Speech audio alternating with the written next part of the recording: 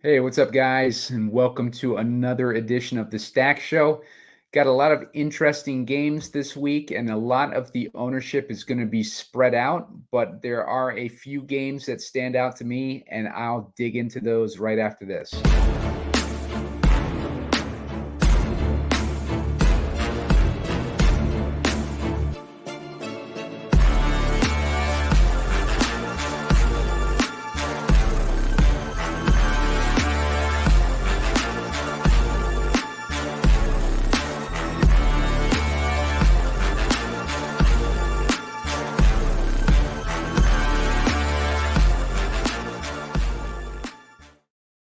Hey, what's up, guys? Simon Edwards at PumaCom here with Heat Seeker Sports, and you're watching the Stack Show. Got a few games that are pretty interesting this week, and a few games that are less interesting. But the main game this week, at least the quote unquote chalkiest game of the week, seems to be the Arizona versus Houston game. And even that is not overly chalky like we've seen recently here. So there's a lot of opportunity on different directions that we can go in this slate. So it's going to be a fun one. And before I get into it here, why don't you hit like on the video? Looking for about 15 likes. I'll try to get a shorter video out at some point before the start of the games tomorrow with some final thoughts. And hit subscribe on the YouTube page if you haven't already. Mostly focus on DraftKings Showdown. I do a ton of DraftKings Showdown content, and we'll be doing a ton of DraftKings Showdown content for Thanksgiving week. Going to make sure to give you guys a game script episode for every game on the Thanksgiving slate so that give you guys plenty of analytics to digest and just different stats and nuggets, and try to get you guys as much information as possible so you can make the best decisions when you're building your Thanksgiving Showdown lineups, and you can use that in the three-game slate as well. So get into this DraftKings slate here for Week 11. First game we're going to look at is this Houston-Arizona game. I do like this game, even though it seems like it's going to be the most popular. This one has a decent total, 48.5-point total. It's got a 4.5-point spread. It's an interesting game because we see Kyler Murray made his return last week, and he actually did not do too bad. I think he had about 17, 18 DraftKings points. Just calling up his game log here. And yeah, he ended up having 18 DraftKings points against Atlanta last week, and now he gets to face Houston. It should be a pretty competitive game. We're looking at the Arizona team that has been pretty competitive throughout the season.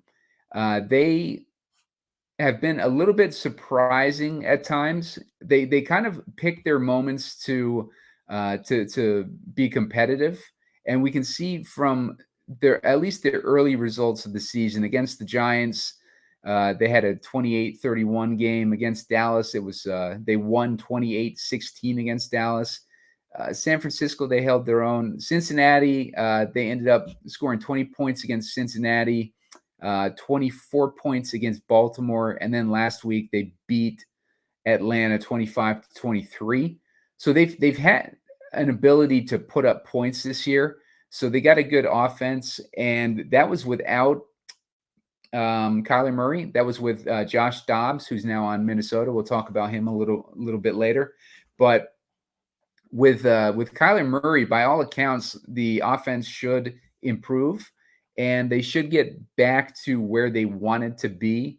For this offense. So it should be an interesting game. And obviously, Houston's been on a tear lately. They're a young team, though. They're a young team, and they're getting like all this hype. We're starting to hear Stroud MVP talk. And I don't disagree with that at all. I like Houston a lot. I have them. I bet on them to win the division back in late September, and I bet on them. I think about plus 450 to win the division. I think they're about plus 200 right now. So they've been doing really well. Jacksonville has been struggling to look like the team that they were last year. So Houston, I think, has a really good chance of winning the division. But this game seems like it could be one of those. I don't know if I'd call it a trap game, but this game is going to be tougher than I think people might assume when they see Houston facing Arizona, and that's just because of Murray being back and not looking bad. Like he did a couple runs last week, and he did not look like he had a recovering from a torn ACL. So, yeah, it'll be an interesting game, and Murray is pretty cheap. He's 6,100.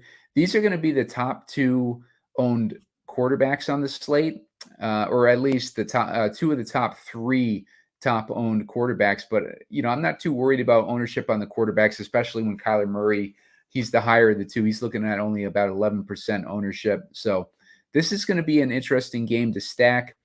With the wide receiver side, the wide receivers, the weapons should be a little bit more highly owned. But even Tank Dell, at least in the ownership that I'm seeing over on Roto Grinders, I don't see him cracking.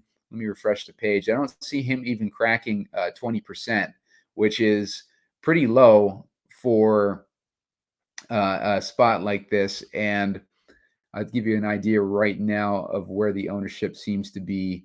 Tank Dell is the highest owned guy in the slate. He's only 18% owned. So that's really interesting to me. Wide receivers, Arizona to wideouts is giving up 17 points a game, 17 DraftKings points a game, which is pretty high. Arizona is also giving up 30 running back points, which is pretty high. The only position that Arizona's really been decent against this year has been the tight end position. So Dalton Schultz might be a guy that we leave out of our rosters or our pool this week. But slot receivers have done all right against Arizona as well. On the other side, Houston has been kind of a middling defense. They've been doing well overall as a team, but they've been a middling defense. And their weakest spot, the weakest point that they're giving up points to is the tight end position. They're giving up 17 points a game, which we like with Trey McBride. Trey McBride, I believe, is the projected to be the chalkiest tight end on the slate. Yeah, we're looking at 23% ownership for Trey McBride. So I still like him though. Let's see what his price is. We're looking at 4,400 for Trey McBride. Look at what he's done lately. Trey McBride got 9 targets last week with Kyler Murray coming back, so they instantly bonded when he came back. Cleveland, he got 5 targets. He got 14 targets against Baltimore, 6 targets against Seattle, 5 targets against the Rams. He's just been on fire. He's been one of the most dependable as far as targets for tight end position, and he's got a 2 out of his last 3 weeks. He's cracked 24 DraftKings points, so he is having a good little stretch here. And Trey McBride is in another good matchup tonight, and he's probably my favorite guy on the Arizona side. Like if I was going to try and stack this game somehow. On the Houston side, Devin Singletary is way too chalky for me this week. I would rather pivot to that passing game more. Singletary is at 30% ownership for Devin Singletary, a guy who's had 2 good games in his career, pretty much. And if we look at Singletary, his game log, last week he had the biggest game, in years with 26 DraftKings points. But look at the rest of them: 4.6, 6.3, 7.2. Just absolutely hasn't done anything. But he's in a really good matchup this week. But even with a matchup this good, starting Devin Singletary at 30% projected ownership, I'm going to pass on that one. James Conner is back now. James Conner, he's been out for a few weeks. He actually came back last week. He had 7 DraftKings points last week, 16 attempts. But he's been had a banged up knee, which is what took him out for multiple weeks. James Conner, though, might be interesting this week. He's 5,700. he was doing pretty well before he went out. He had 3 weeks, two weeks of 19.6 DraftKings points in a row before getting hurt. So uh, Connor is interesting. The 2 weeks right before he got hurt, he scored 6 DraftKings points and 4 DraftKings points. So maybe not as interesting, but those were against tougher matchups in San Francisco. And Cincinnati is actually a relatively decent matchup. So yeah, James Conner's kind of had up and down season. Uh, Makes me like that passing game even more on the Arizona side, and I already like the passing game on the Houston side. I think we can definitely look at this game when we're stacking a little bit later on the show. But let's go through some more of these games. Actually, first let's take a look at Tank Dell. What's Tank Dell done? Yeah, he's still on fire. Last week, 19 points, 32.6 points in week 9 against Tampa Bay. We got Nico Collins. I think he's been hurt. Yeah, he was hurt last week, but then he had like 14 points against Tampa Bay. He's kind of been up and down. He hasn't had a monster week since week 4 against Pittsburgh. And then week 2 against Indy, he had a big week. So he's shown that 30-point upside. And if we look at his ownership, let's see what people are thinking about him this week. As far as the ownership for Nico Collins, we're looking at about 3.5%. So I mean that's pretty good for Nico Collins, guy with his upside. Nico Collins might be the guy that I would be most interested in as far as a wide receiver perspective. He's at 6,700 salary though. That's pretty expensive. That probably explains why he's so low owned. But he might be a pay up to be contrarian with this matchup this week. As far as the other plays in this game, Marquise Brown is interesting. How many targets did he get last week? He got 4 targets last week, 8 targets the week before that. He was getting a ton of targets before Kyler got back, but we know the chemistry already exists between Brown and Kyler. Don't be surprised to see them get back on the same page pretty quickly. Could be as early as this week. Noah Brown is questionable. See how questionable he is. He didn't practice in any capacity throughout the week, so he might be a game time decision, it sounds like. Houston was speculating that Brown would be unavailable on Sunday, so that wouldn't surprise me.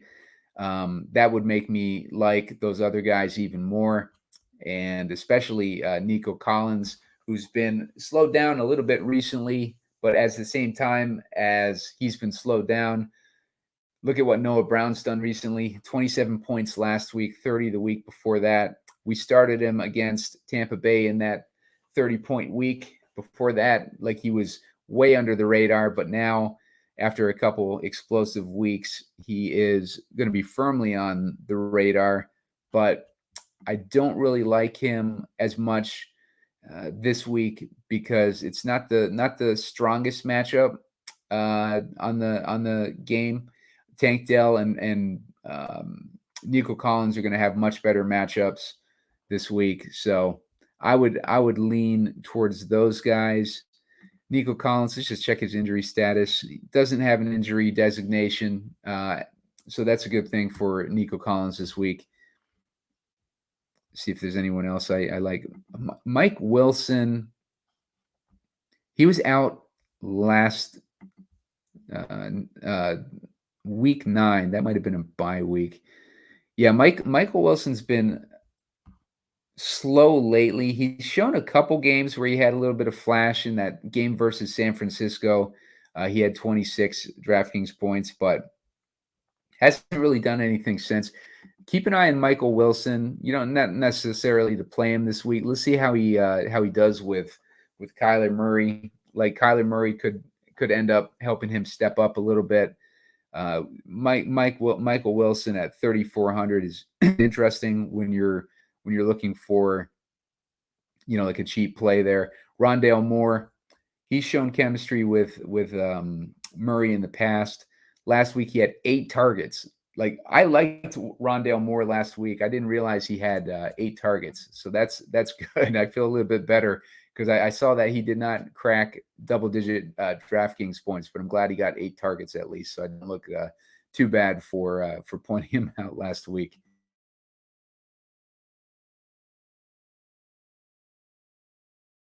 All right, so let's move on here. Check out this Dallas Carolina game. This game is interesting. Dallas is kind of they're a bully team. They're a team that they don't play necessarily that great against good teams, but when they play these weaker teams, they love to pad their stats, and you can kind of see from their stat lines: 40-0 against the Giants, 30-10 against the Jets. Arizona, they actually lost to. New England, 38-3. San Francisco, they played a good team. They lost 42-10. The Chargers, a little bit tougher team. They only scored 20 points against the Chargers, but they won that game. The Rams have been decent, but I think they might have been without Stafford, or maybe Stafford got hurt in that game. They won that game 43-20. Philly, they lost 23-28. And then New York Giants, they get another easy game, and they score 49 points. This week, they got, on paper, what seems to be an easy game against Carolina.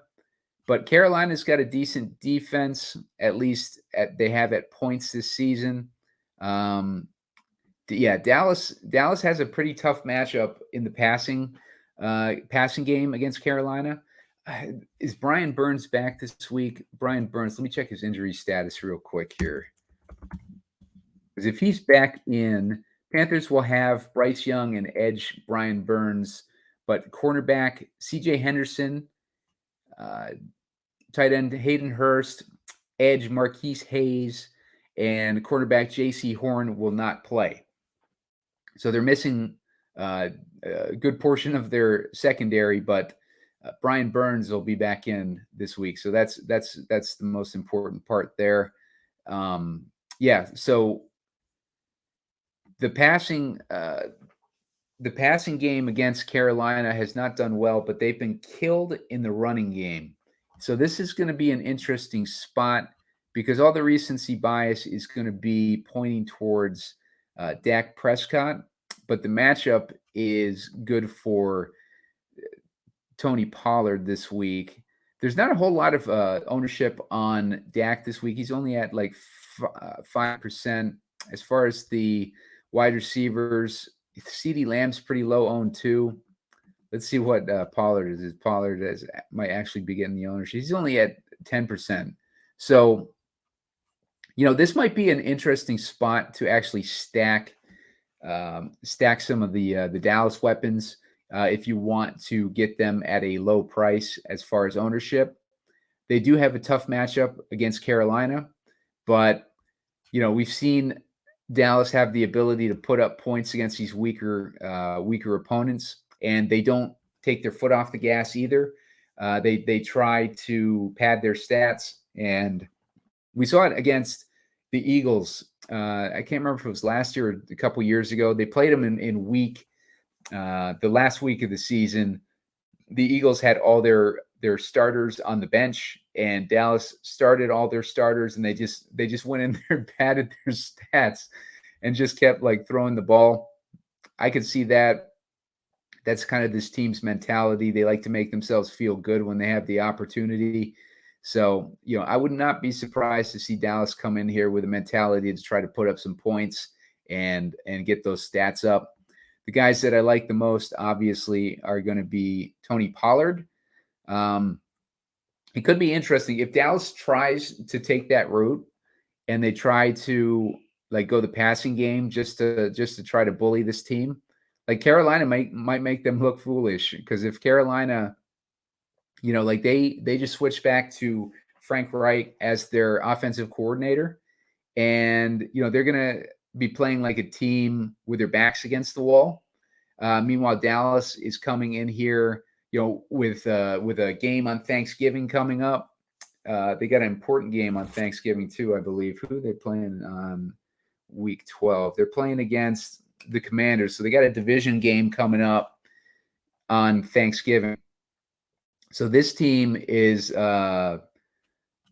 this Carolina game. They're playing in Carolina, and they are Carolina is 10.5-point dogs. So this is one of those interesting spots that we've seen this year where we got a team that has been dominating. They come into a situation like this where they play a team like Carolina, like a team everybody expects to lose, and then they end up being a competitive game where they lose outright. So don't be surprised to see Carolina put up a little bit of a fight in this one. On the Carolina side, let's see. I heard a nugget from somewhere on the Carolina side. It was high-low over at 1 week season, pointed out that Thielen has a 33% target rate versus man coverage, and Dallas runs the third highest rate of man coverage. So that is interesting for Thielen. If you wanted to do like maybe a Thielen Pollard mini stack there, I don't know that I would try to stack the Carolina Panthers against Dallas. I think it'd be more of a defensive situation if Carolina won and maybe they actually get their running game going. I'm not interested in Hubbard or Sanders, but I just think that if they're going to win, that kind of have to be one of the ways that they did it, because their passing game has not been doing much this year. So yeah, I mean that could be an interesting. This is going to be an interesting game. I think it would probably be a lower scoring game. I don't think Dallas is going to be able to bully this team with this defense, but you never know. I like Pollard and I like Thielen in this game, though. Maybe not a game stack, but I don't blame anybody for wanting to stack Dallas the way that they've been against these shitty teams lately. So let's move on to the next one. Pittsburgh at Cleveland. Cleveland just lost Deshaun Watson, killed 30% of my best ball teams. Pittsburgh has been playing like crap. This game, I believe, has a super low total. Yeah, we're looking at a 32.5-point total in this game. Just a bunch of junk in this game. But the slot receiver for Pittsburgh has the best matchup this year. It's been Allen Robinson. Deontay's only been getting 20% of his routes from the slot.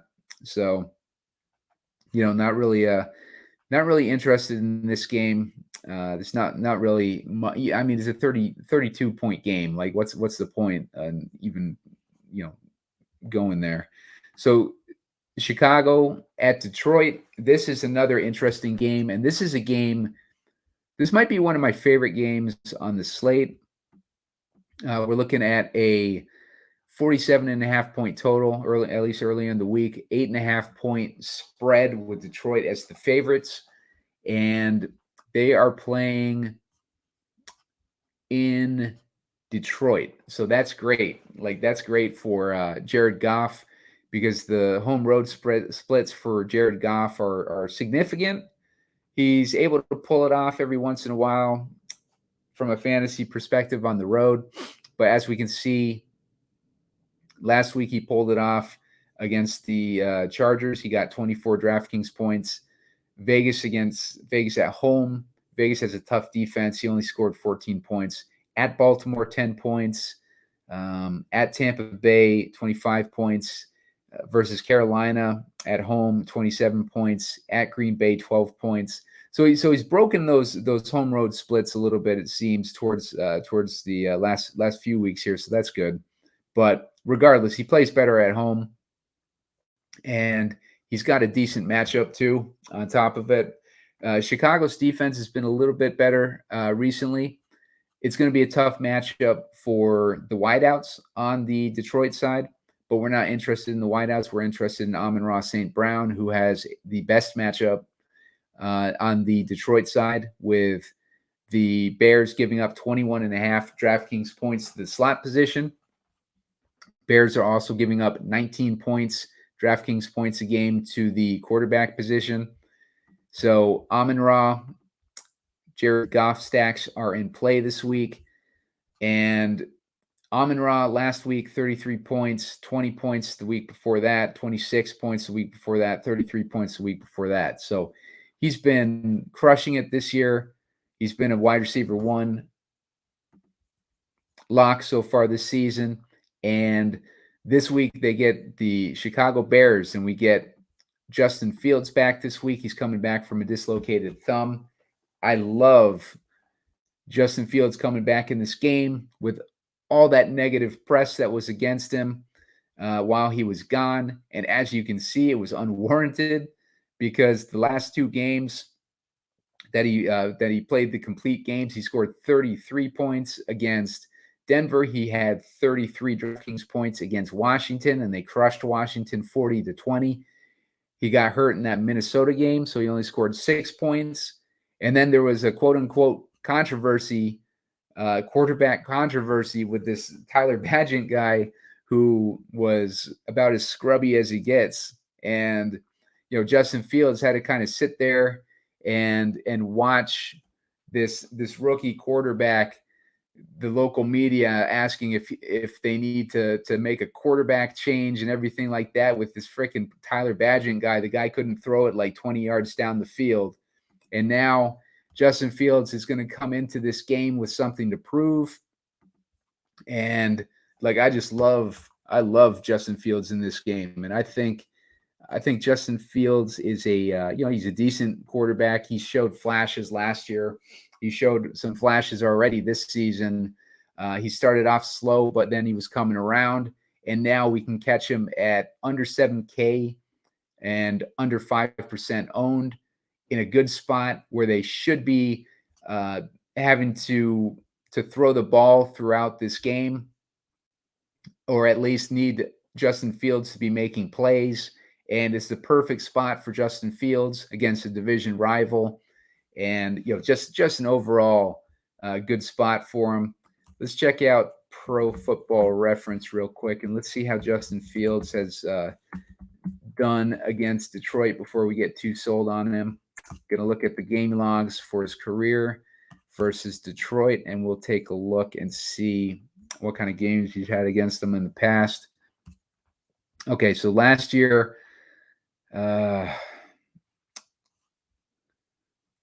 he had 10 attempts for 132 yards rushing. That's just rushing last year. So he had a monster rushing game against them. Didn't do much from a quarterback perspective. He only had 75 passing yards and 1 touchdown against them. But that 132 rushing yards is huge. So, that makes up for it a bit. In the first game that they played, he had 167 passing yards with 2 touchdowns. And then he had 13 attempts for 147 rushing yards with 2 rushing touchdowns. So absolutely destroyed Detroit. They played that game in Chicago last year. So he's shown an ability to put up points against this Detroit team, and he's going to be coming in this game with something to prove. He's got better weapons than he's had in the past against Detroit. And I like Justin Fields. Have they played each other this year already? No, they haven't. So he's in a really good spot. Let's just plug him in now. Let's get him in there. Against, let's see, Detroit, the weakest spot for them is the slot. That's where they're giving up the most points. They're giving up 26 points a game, Draftkings points a game to the slot. DJ Moore runs 17% of his routes out of the slot. Darnell Mooney is running 69% of his routes on the slot. So maybe we lean a little bit towards Darnell Mooney if we want to do a stack of this one. Let's put Mooney in there. Mooney has not done much this year. Showed a little bit of life a couple weeks ago. But, he's risky. He's going to be risky for sure. I'm sure he's going to be, next to nothing owned, but he's only 3,300. So if we need a cheap guy in the player pool this week, make sure to get Darnell Mooney in there because he's got the best matchup on the game here against that slot position. So Detroit, you also got Laporta, who has a good matchup. So let's get Laporta in there. Let's just go with Amon-Ra because we like Amon-Ra. We don't need to put him in the flex there. So let's get Amon-Ra in there. And let's just start with that for now. Let's take a look at defenses. Well, we'll take a look at defenses later because I'm only on this game. But that is what I like a stack to look like in this type of game environment. We're hoping that Fields is putting up one of those 150-yard, 2-touchdown on the ground type of run games. And Darnell Mooney is the guy that he targets when he actually throws the ball. I could see Cole Kmet maybe too because they do have a middling matchup against tight end, but I like Laporta a lot better. And, I would rather stack Fields with a cheap guy if I don't know where he's going to go with the ball in this matchup. So let's keep Mooney in there. Okay, so other than that, yeah, I do like Kmet. Yeah, I was a little shaky on him in the beginning of the season, but he's just proven himself too many times this year. And he's had 2 games over 20, 3 DraftKings points. He's had 2 games, 4 games total over 15 DraftKings points. So Cole Kmet, he's legit this year. And I think other than that, nothing really that I'm interested in on that Detroit side as far as other pass catchers. The run game will be interesting on the Detroit side. Let's get Gibbs in there. If we put Gibbs in there, we might want to take out St. Brown or Laporta, but what's Gibbs been doing? Dude, look at the tear that he's been on, 27.5 points, 33 points, and 26 points. We do have David Montgomery back this week. Was he back last week? Yeah, he was back last week too, and they both crushed. They both had huge weeks. So let's see the matchup against running back for Detroit. This is a middling matchup, but Chicago was showing weakness against the running back earlier in the season too. So yeah, I like all those. I mean, there's so many guys that you can plug in this game. Just keep them all in your player pool. I'm going to take Gibbs out of this one, just because I want them to have a little bit more back and forth through the air in this game. So let's leave it at that for now. Khalil Herbert, actually, I should mention him. He's going to be back this week. He got activated off injured reserve, so he's back. It's going to put a damper on that running back situation. Foreman was doing pretty good. We had him as our captain option a couple weeks back against Carolina, I believe. He did pretty good. 17 DraftKings points. I think he ended up being the captain that you needed that week too, if I remember right. But yeah, that was a good game by Foreman, but he's just got Herbert to contend with now and Roschon still. So yeah, I'm not really interested in the running backs on the Chicago side, especially with Fields back too on top of it. So my interest in this game is in the passing game and in Fields, and hoping that Fields does a little bit of running in this game. Let's go to Chargers at Green Bay. Both these teams have been disappointments this year. Los Angeles especially, not from a fantasy perspective though. And we have seen Herbert have some monster weeks this year. But when he hurt his finger, I believe his middle finger on his non-throwing hand, he's been hampered by that ever since. But he came alive a few weeks ago against Chicago, scored 24 points, then only put up 7 against the Jets, which is a tough defense. Then he put up 32 points on Detroit. So Herbert looks like he's back from a fantasy perspective, maybe not necessarily from a football perspective. but we're only interested in fantasy. And Jordan Love, not interested here really. He's shown uh, some upside at times this season, but I just don't like Jordan Love. I don't think he's that good. The matchup for these guys, we're looking at Green Bay has like green on all their matchups against this Chargers team. Quarterback is scoring 21 points a game versus the Chargers. Running back is scoring 28 points a game versus the Chargers. Wide outs are scoring 18 points a game versus the Chargers. The slot receivers are 18.7 points a game versus the Chargers. That is only middling, though, relative to other teams, what they allow to the slot.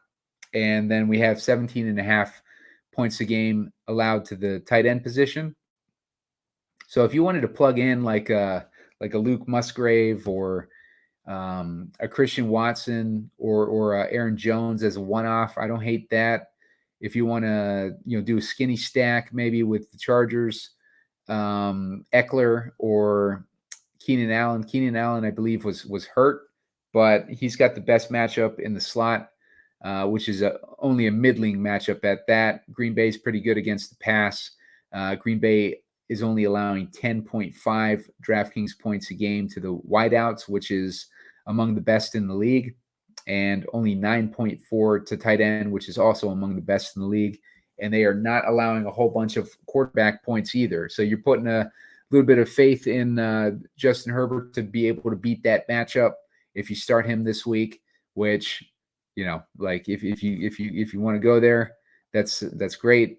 43.5 point total. And the Chargers are 3-point favorites. They've blown the spot every time this season. I'm kind of getting worn out on them, but they're playing in Green Bay on top of it. And so we got Green Bay as home dogs playing against a team that chokes all the time. And I mean, that would be an interesting game to be betting on Green Bay, I think. And yeah, Green Bay just has the better the better matchups. It's just a matter of if Jordan Love can get it together. If you wanted to do a Love stack, he's at 5,600, and his weapons are cheap too. Watson's at 4,600. Watson has not done anything this year. He's not having any sort of chemistry with Jordan Love at all. Dubs has been okay. Like Dubs has at least shown a little bit of chemistry. He's had multiple double-digit points this year. Now, don't be surprised. Just because we don't see Watson hasn't done anything, doesn't mean that he's not going to do anything. And this is the matchup, where they might try to get him right. And it could be interesting for Christian Watson this week. Put him in your player pool at 4,600. That could end up being a steal. I also like Jaden Reed, who's been really good lately. 19 points last week. He's still only 4K. 12 points a couple weeks ago, 11 points a couple weeks ago. He's had a bunch of double-digit point weeks, so he has a good chance of paying off that salary if you're looking for like maybe 12 or something out of him. But Jaden Reed is interesting in this week's matchup.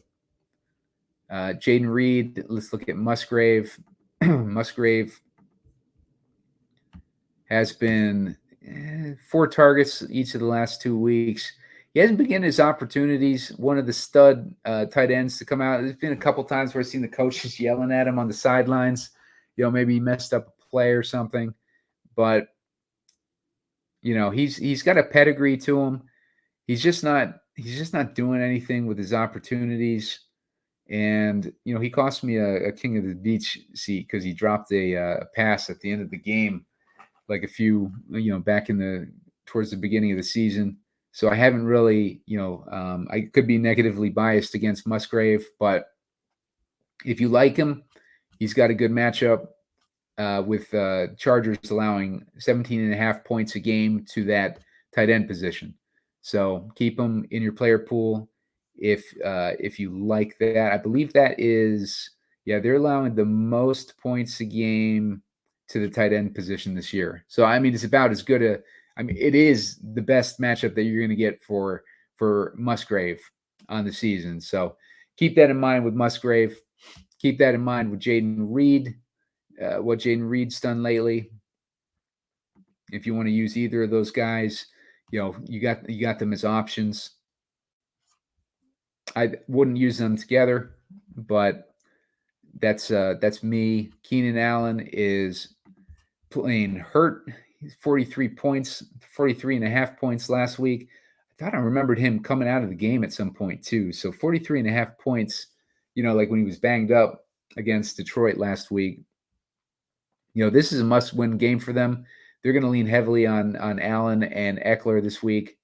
So $9K is expensive for Allen, but if you got the salary to get there, I don't blame you at all if you want to go in one of these directions. Look at Eckler; he's been back to his old self the last few weeks. Looks like he's over that ankle sprain.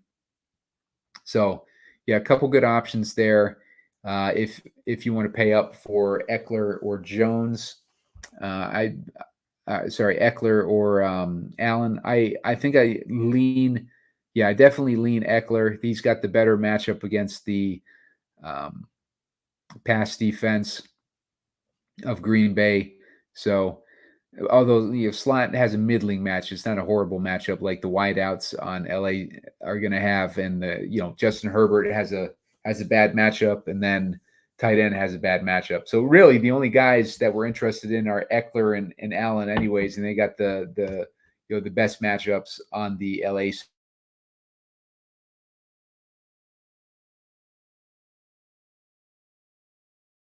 All right, let's move on to this next game. Looking at Tennessee, Jacksonville. This is in Jacksonville, so I'm kind of looking for the right spot to play Will Levis, and I think the right spot is going to come in a home game with a rookie quarterback like this. Yeah, look at Atlanta. When they played Atlanta at home. He scored 26 and a half points. With a rookie, they're looking for like a comfortable environment. They don't want to be in a hostile environment on the road, where they're having trouble hearing things, and they're like facing a team that plays better on their home turf and everything. When Will Levis plays again at home, I think that's when I'll be interested in starting him again. But Tennessee versus Jacksonville, he does have a good matchup because Jacksonville is giving up 20 points, DraftKings points a game. So I don't hate it if you want to go there. 5,200 salary, so he's cheap. He's put up nothing the last 2 weeks, but we saw his upside in week 8 against Atlanta. That's where he won the job for Ryan Tannehill. Tannehill is active again. So, we don't know how long of a leash that Levis is going to be on, but hopefully he can at least play decent this week so we get an opportunity to use him when he's playing at home again. Trevor Lawrence has been a disappointment this year, and he really hasn't done anything. Like, he has not cracked 20 DraftKings points yet this season. As we say, that doesn't mean that this will not be the week. As far as quarterback matchups specifically, Tennessee's been good against quarterbacks, preventing them from putting up points. They've only put up 14 DraftKings points a game to them, but they're weak against the wideouts and the slot. So, we could easily see, Trevor Lawrence putting up a big game to those monster receivers that he has. I believe Zay Jones is out again this week, which is good for Kirk. We've been calling it all season on Kirk. Last week he had 18 DraftKings points. A few weeks before that he had 20. But just every game, pretty much without Zay Jones in there, he's done really well. He got 11 targets last week. Zay Jones has been out for a few weeks this season, but that week 1 where Jones was in there, he only had 1.9 DraftKings points. Jones came back, I believe, versus Buffalo in that international game, and he had a little bit less points that week, but he's been pretty good for the most part this season, and he's got a good matchup this week. So I don't hate leaving Christian Kirk in the player pool, 6K salary. Calvin Ridley's only at 5,400 salary, and he's got this matchup against Tennessee. Tennessee is, looks like he's got the best DVOA matchup on the right side of the field against Tennessee. So, yeah, look for Calvin Ridley. I don't hate Calvin Ridley, putting him in my player pool this week, and I don't hate DeAndre Hopkins. So if I was gonna play this for a shootout this week, I'd probably do, I wouldn't go like overstack on it. I'd probably go Levis, Hopkins, and then running it back with maybe Calvin Ridley or Christian Kirk. It's straightforward, but it should be pretty low owned because they only have a 40-point total this week. This is a division game though, and could go anything could happen in a division game. If Jacksonville is able to have their way with them and take away Henry in the run game and force Levis into throwing, then look for them to have a ability to catch up to Jacksonville and then force into a more competitive back and forth in that third and fourth quarter of this game to keep the scoring high and keep that total over 40.5 points. It's all going to depend though on Levis, if he's going to be able to take advantage of that matchup. Jacksonville are 7-point favorites at home. So that's an interesting game there. I'm going to put Tony Pollard in my lineup now before I forget, because I want to get a running back in there now. All right, let's go to the next game. We're going to look at Vegas versus Miami. A-Chain should be back this week. A-Chain should be back, and Mostert is a little bit banged up, but doesn't carry an injury designation, but he was banged up with an ankle and a knee earlier in the week. Mostert's not getting any younger. What's he done lately for points? Yeah, he hasn't cracked. He started off the season very hot, had that 6.5-point game then, and then he had a couple more good games, put up 37 points against Carolina. That's that matchup that we like Pollard in. And then Philadelphia, only 6 points, only 10 points versus New England, and then only 14 versus Kansas City. So Mostert looks like he might be slowing down. He's an old running back, and we got A-Chain coming back this week. Just going to plug in A-Chain now and get it out of the way. Now A-Chain is coming off injured reserve, so he's far from a safe play. But look at what he was doing before he went out. 54 points, 30 points, 25 points. Might get an ownership discount on him coming back from an injury. Let's check that out. Seeing the projection for A-Chain is, I don't believe it, but it says about 2% owned. I don't believe that for a second. I think he's going to be higher than that. Let me check another source. Get an idea of what A-Chain is. Let's see.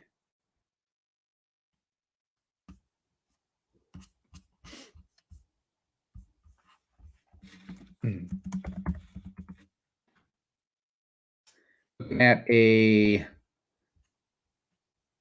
about a 10% in large field. That's a ETR projection. So yeah, A-Chain is interesting this week.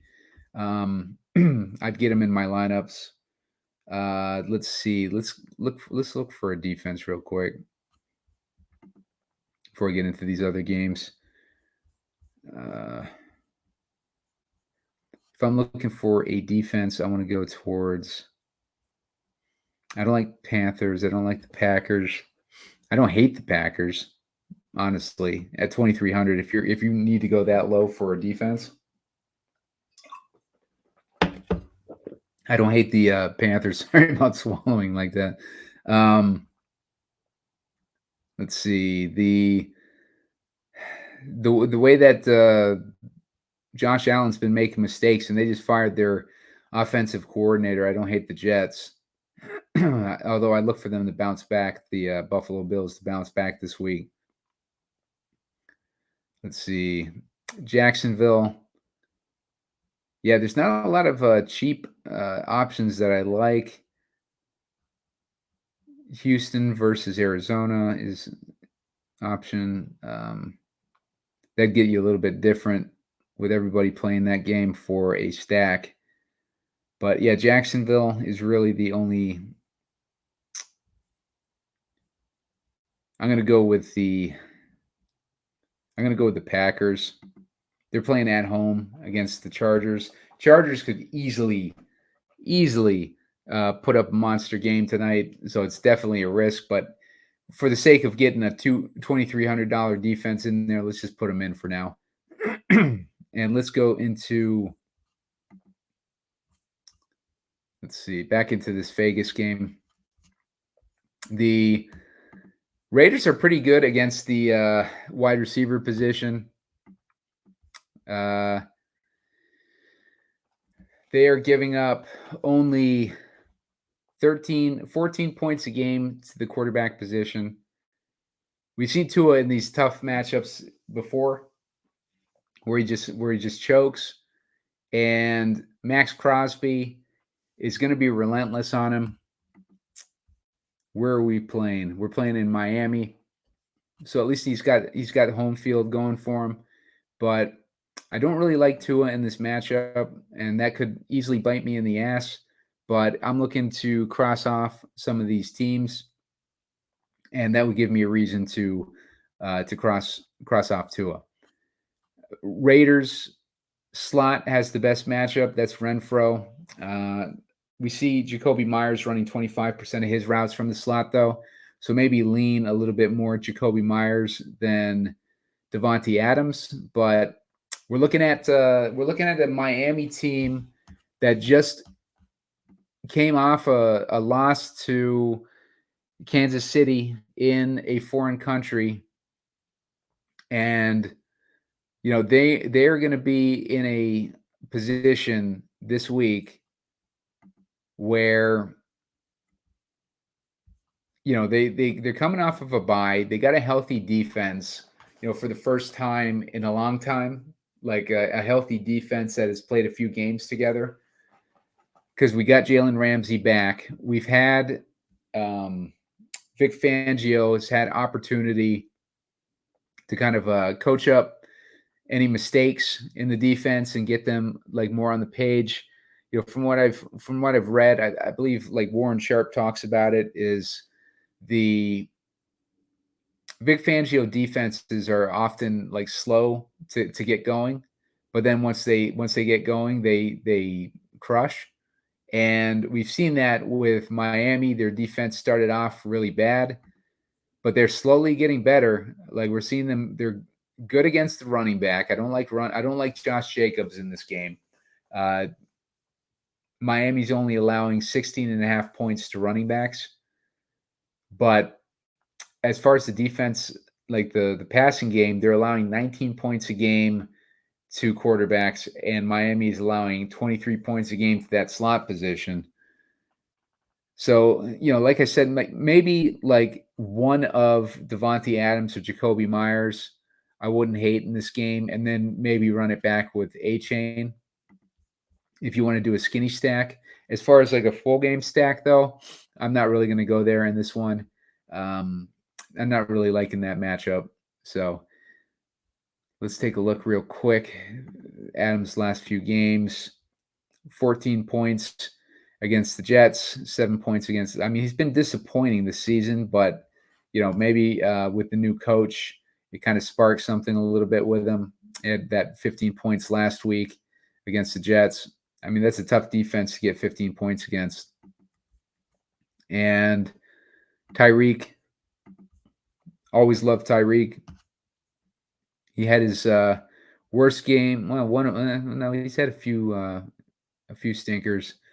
He had 10 targets last week against Kansas City for 62 yards. No touchdowns, only 13 and a half DraftKings points.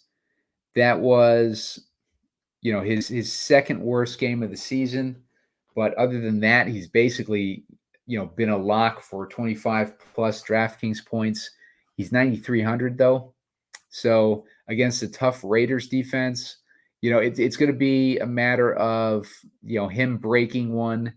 He's played the Raiders plenty because he was with the Chiefs, but it's going to be a matter of Tyreek, breaking, like a short pass off to a long touchdown run, which he's completely capable of doing. But Vegas is pretty good against wideouts. But this is Tyreek. He's on a different level. So, Tyreek is the guy that you get in there if you can afford to get him in there. I wouldn't shy away from him, no matter what the matchup is.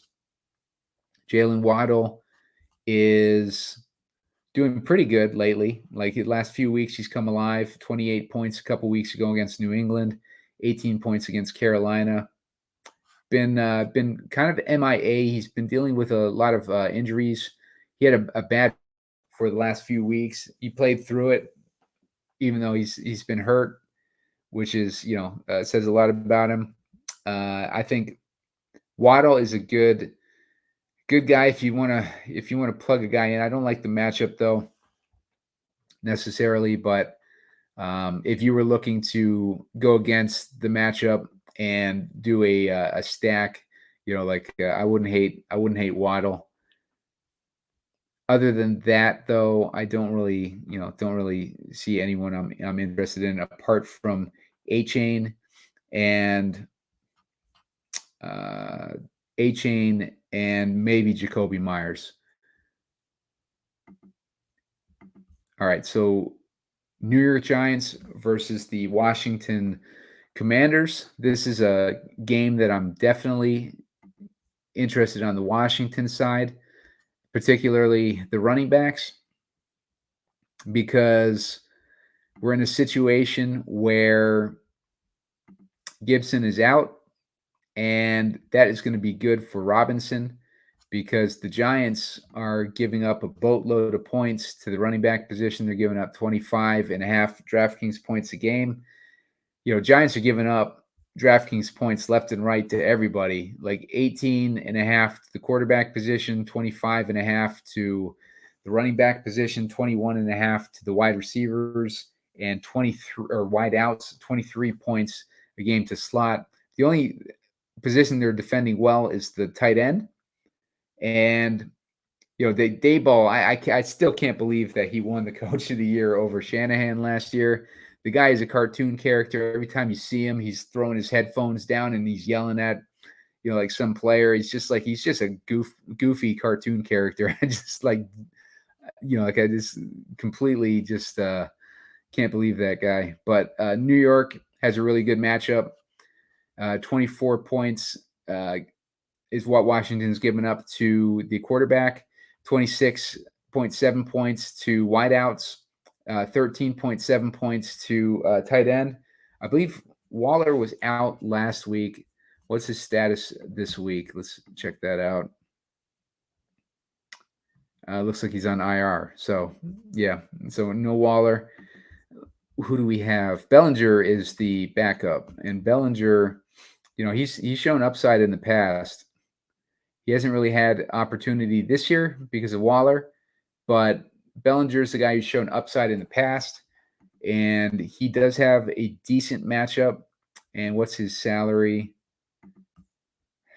His salary is $3K. That's a little bit more expensive than what I'd like for a backup tight end, but keep him in mind if he fits your salary needs. On the Giants side, theoretically, DeVito would have a good matchup. If he's able to pull something out, we haven't seen anything out of him yet. But if he's able to, okay, so in fairness to DeVito, he's been up against the Jets, Las Vegas, and Dallas, and those are all tough passing defenses. So I wouldn't judge him too much yet. He's got an easy matchup against Washington. Washington is just their defense is a sieve, and then Washington on the other side is able to put up points. Problem with this game is a 36.5-point total. 9.5-point favorites are Washington. DeVito is 5K. He should be under 5K, but maybe they bumped him up because of that matchup. But I don't hate DeVito stacks this week based on these matchups. He's got a hurt shoulder, but he practiced fully on Thursday, so keep him in mind. Like I don't hate it if you want to throw a fun one in, doing a Giants Washington stack. Maybe you don't want to go the DeVito side. What is the ownership on Hal? Let's check that out real quick. Hal is 6.6%, continues to get disrespected in the ownership. Let's see. Yeah. Washington has a good matchup across the board, except for tight end. And then Giants have good matchups across the board as well. Running back is middling. But we've seen like these elite guys like Barkley can beat these matchups. I don't hate stacking this game. I think that this game could easily go over that total. These teams, this has sloppy shootout written all over it. So the more I talk about it, the more I talk myself into it. So I'll do it. I'll do another play lineup once we get past this. But for now, just skip it. Let's see. Tampa Bay at San Francisco. This is another game that is kind of interesting on the San Francisco side. A lot of people are going to be on Brock Purdy this week. I liked Brock Purdy last week, and he did well. But, just not enough because everybody else did well. So Brock Purdy did not do enough to get us there last week, but he's got super high ownership this week, which I don't like. He's got like 14%. I know I don't really care about quarterback ownership, but that's pretty high in general for a guy that, maybe he's able to put up 25 DraftKings points. He's pretty cheap at 5,800. I think there's other directions that we can go this week, though. Mayfield's been pretty good. Like these last few weeks, he's put up almost 20 DraftKings points the past couple weeks. 21 3 weeks ago. He's only at 5,300, so I don't hate him. And let's see. San Francisco is giving up 22.7 points to wideouts.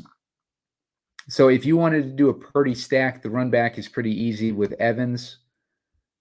Let's see what his ownership is. Evans is only 4%. I don't hate Evans this week. He's got a good matchup, and that Baker's going to be forced to throw, and Evans has the best matchup as far as DraftKings points allowed. And it looks like as far as DVOA matchup, he has the best matchup too. So Evans is definitely in play this week. On the San Francisco side, I like probably Debo the best. Debo runs his most, apart from Juwan Jennings, out of the slot. Debo's at 30% out of the slot, and that is where Tampa Bay is giving up 31 DraftKings points a game, so that's a monster. If you're going to stack Purdy, stack him with Debo. And if I'm looking at this, let's see if we can get Debo in this lineup, if it's even possible. Let's see, Evans, Ayuk. Debo's pretty cheap at 6,300. Yeah, so we can get him in there and still have 3,400 left over. Let's move on to the. Other than that, Godwin. Godwin is also, he's a wideout this year too. He hasn't been running as much in the slot, although I think he's been running a little bit more. Yeah, he's up to 33% of his lineups from the slot now, so it looks like they're working him more in there.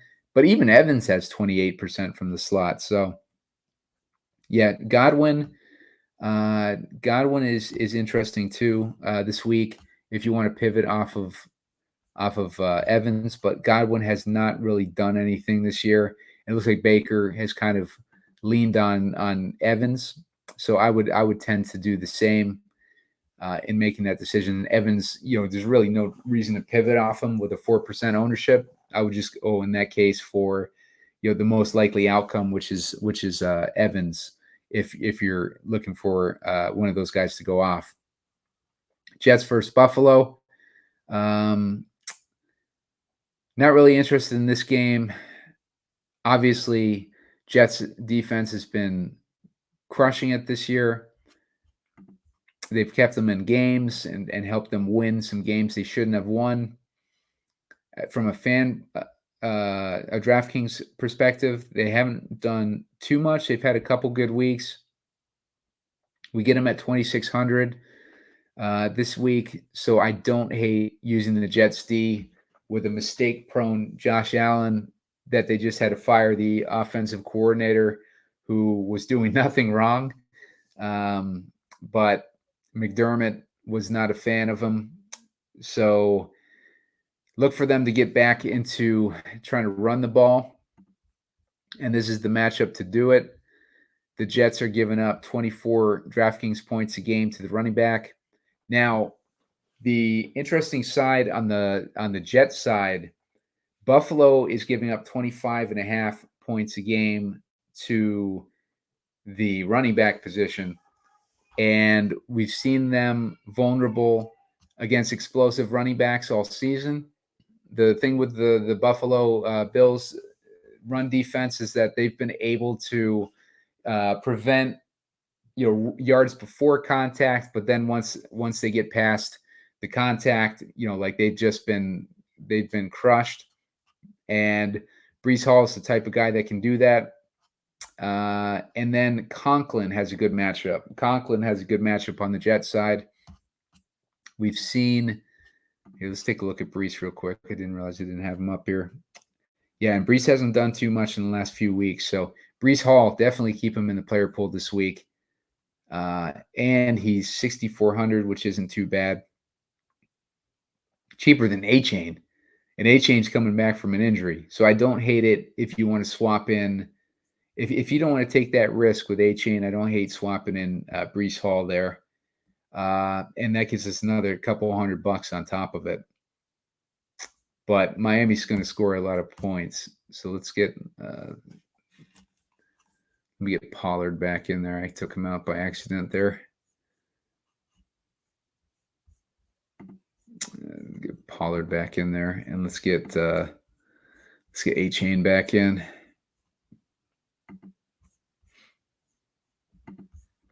All right, so the team total on Miami is 29.5. It's just too much to take out, at least one of their running backs I want in there. Josh Allen, not really interested in Josh Allen this week. He's got a tough matchup. Didn't do too well against them the first week that they played. But don't write off Josh Allen because of a matchup. But he is expensive at 8,200, and I prefer to save money with Justin Fields, who I think is in a much more QB-friendly matchup this week. So Diggs is the other guy. Look for them to get Diggs more involved, even though he's got a tough matchup. Fired their offensive coordinator, so they're going to probably try to get more Diggs action in there. But he's got a tough matchup, and expensive too. So he's definitely a guy that you don't need to jam into any lineups by any means. Let's see. Other than that, Garrett Wilson is going to have a good matchup. I don't hate Garrett Wilson this week. Buffalo's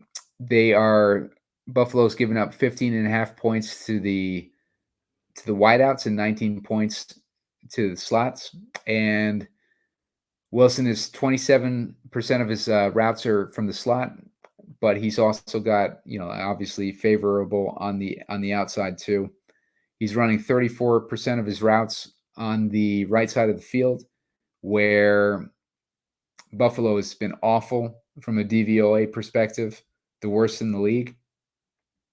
So that's interesting. Garrett Wilson is definitely a guy that you keep in your player pool this week. Let's see. Let's move on to Seattle. How much is Garrett Wilson, by the way? 6,400. Seattle versus the Rams. Another game I like. I like this game because I think it's going to be another one of these under-owned games. Let's take a look at the ownership. Yeah, we got Stafford at 3%. He's coming off of injury, I believe. Wide receivers, Cooper Kupp is 12%. Puka Nacua has been forgotten about. He's at 8%, 7K salary. From a coaching perspective, McVay has owned this team, especially Pete Carroll he's owned. Let's see what the matchup looks like. So the Rams side, it looks like running back has the best matchup with the Seattle giving up 26.5 Draftkings points a game to the running back. They're giving up 21 points a game to the slot receivers. Who is the running back these days for Darrell Henderson? Yeah, Darrell Henderson. I don't know if I want to go there. Freeman, how much work is Freeman getting? They had a bye in week 10, but before that, Freeman got 12 attempts and Henderson got 10 attempts. I would look for them to use, let's see, the slot. Oh, this is a perfect matchup for Puka and Cooper Kupp. Look for them to use Cooper Kupp as an extension of the run game this week. He's going to be in one of those situations. A lot of dump offs to Cooper Kupp. Let's see what Cooper Kupp has done against Seattle. Cooper Kupp, because we know that they've owned Seattle.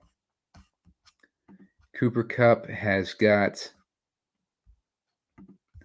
let's see, the last few games that he's been up against them. It's been a couple years since he's been up against them. All right. So in 2021, 9 receptions for 136 yards and 2 touchdowns, 7 receptions for 92 yards, no touchdowns in that one. 8 receptions for 66 yards a couple years ago, but that was without Stafford. Or wait, no, was that the Stafford year? I think that was the first year that Stafford joined them. No, Jared Goff. Yeah, so Stafford, he's crushed Seattle.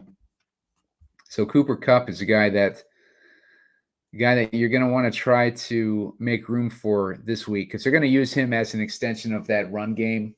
They have no running game, so they're going to have to pass it short. And Cooper Kupp and Puka Nacua are perfect in this game. And Puka Nacua hasn't done anything in weeks, so he's forgotten about what I say the ownership was. We're looking at 12% for Cooper Kupp and 8% for Puka Nacua. Yeah, I don't hate either one of those guys if you want to use them. I think they're both going to be having good games in this matchup. On the other side, let's see. The Rams are allowing 16.7 points to the tight end position, but that's really allowing 20 points a game to the quarterback position. As far as wideouts, only 16 points and only 16 points to slot. I don't like Kenneth Walker in this matchup because they're only allowing 18 points, DraftKings points a game to the running back. But yeah, DK Metcalf, Jackson Smith and Jigba has the best DVOA matchup, and he's pretty cheap, and he's been coming on recently. He's 4,300.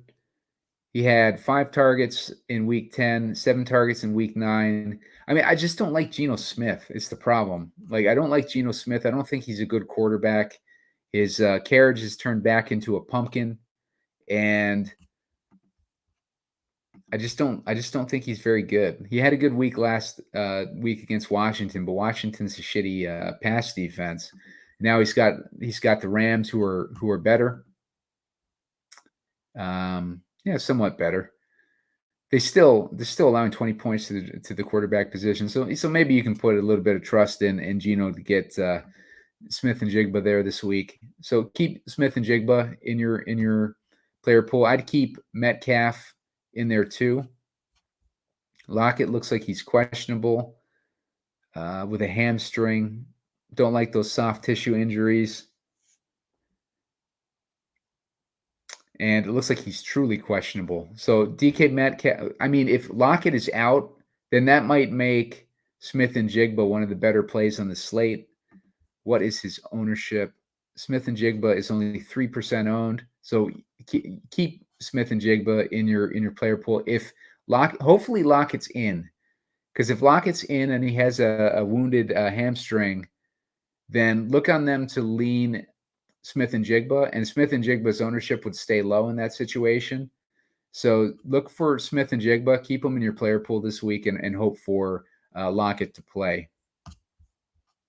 So, in fact, let's get him in there, and let's who can we take out?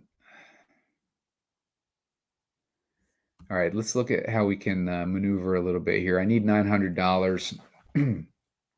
Laporta might be the guy. Let's look at tight end position.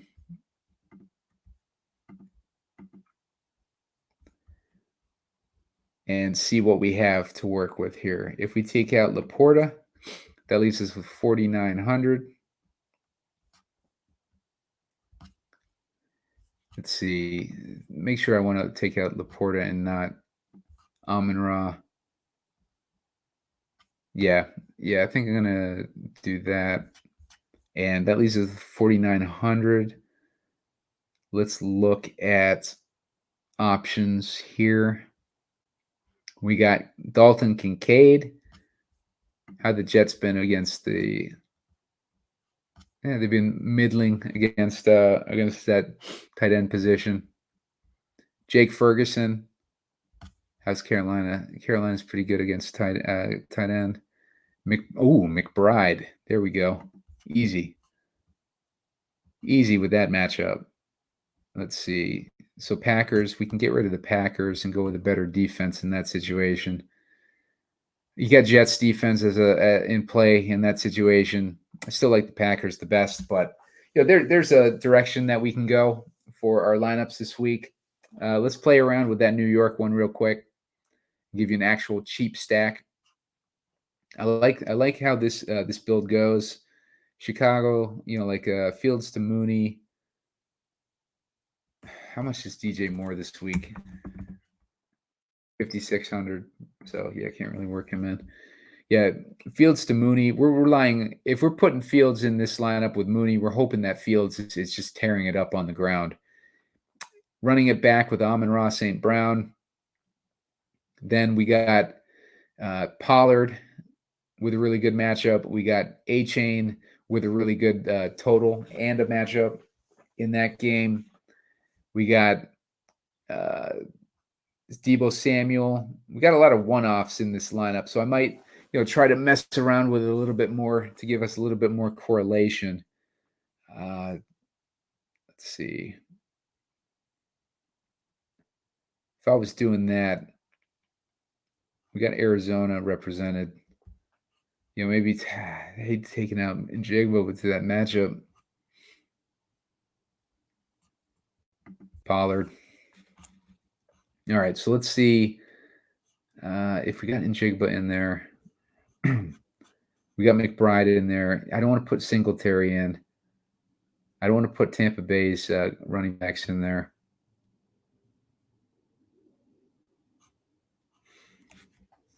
Yeah, this is going to be a little bit of a tough one. Pollard, get him back in there. Let's get rid of Debo. So this at least gives us the option of putting in one of those Texans,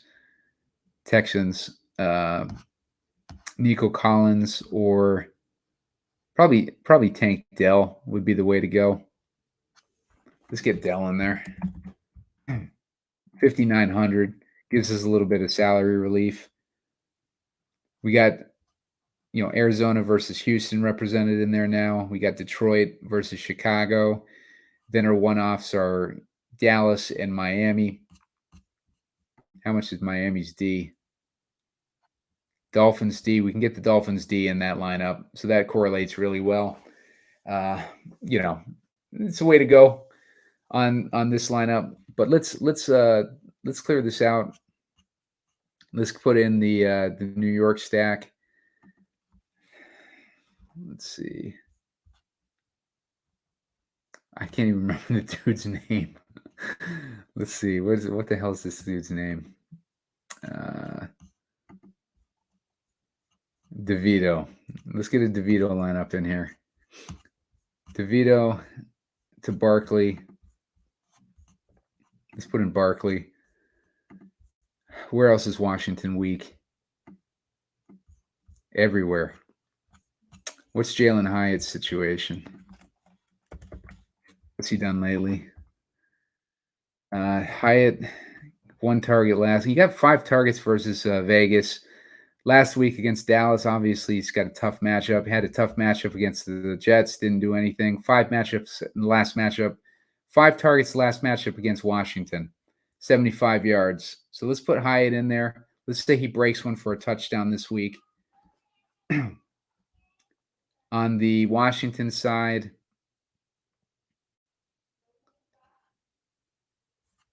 let's see. And the Washington side, who do I like on the Washington side? You know what? I'm going to take out Barkley. I'm just going to put in Robinson. I don't want to go too heavy on this game. Let's just put those 3 guys in there and see what it does for us in the rest of the lineup. If we can get in Pollard.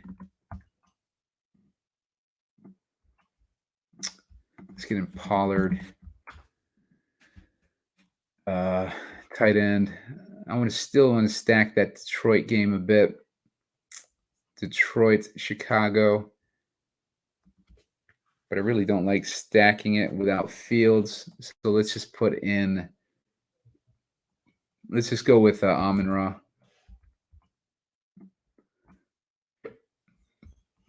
As far as tight end, let's go with McBride again.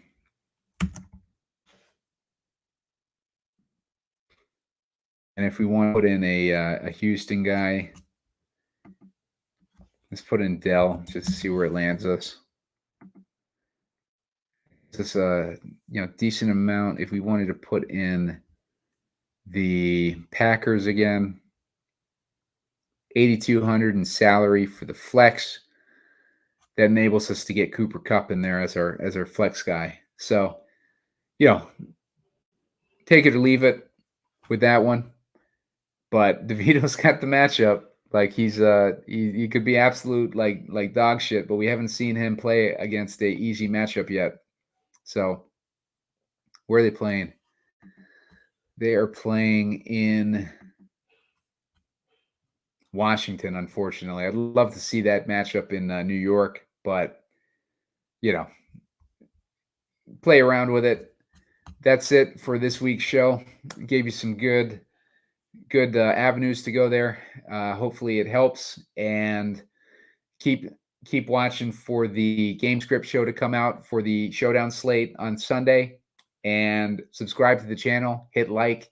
Give me 15 likes, and I'll put out a shorter video later on with some of my favorite overall plays. And we'll see you next time.